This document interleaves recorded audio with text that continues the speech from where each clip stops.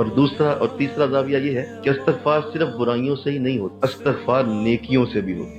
آپ پوچھیں گے کون سی نیکی ہے جس میں استغفار ہونی چاہیے؟ جی ہر نیکی سے ہی استغفار ہو سکتا ہے۔ نماز پڑھی، مولا تیرے نبی جیسی نہیں، قرآن پڑھا، مولا تیرے نبی جیسا نہیں پڑھا، درود شریف پڑھا، مولا حق ادا نہیں، درس دیا، مولا اس طرح درس نہیں دیا جیسے دینے کا حق، مولا نیکی کی بات پھیلائی، نہیں پھیلا سکا جیسا پھیلانے کا حق، ہر نیکی سے بھی استغفار، مولا معاف فرما، مولا معاف فرما۔ تو صرف برائیوں سے ہی استغفار نہیں ہے، یہ نیکیوں سے بھی ہو۔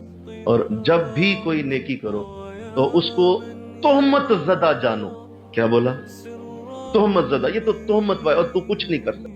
تو نے کیا کیا آج تک اللہ کا؟ اتنی بڑی نیکی کی، اس کے باوجود اپنے آپ کو تہمت خود ہی لگا لو، کوئی کیا بڑی۔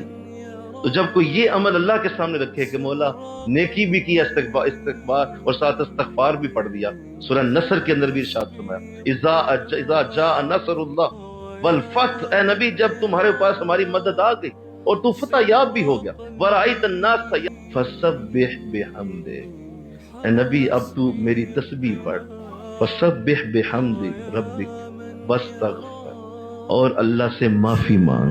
یعنی فتح ہو گئی پھر بھی معافی مانگ، یعنی فتح مکہ ہو گئی پھر بھی معافی مانگ۔ اس لیے معافی مانگ اے نبی، دھیان کرنا یہ ہمارے کرم سے ہوا ہے، ہم نے دیا ہے، یہ سارا کچھ ہم نے عطا کیا ہے، لہذا اس توبہ کو نہ چھوڑنا، اس معافی کو نہ چھوڑنا، مولا مجھے معاف کر دے، یہ سب تیری وجہ سے ہوا ہے۔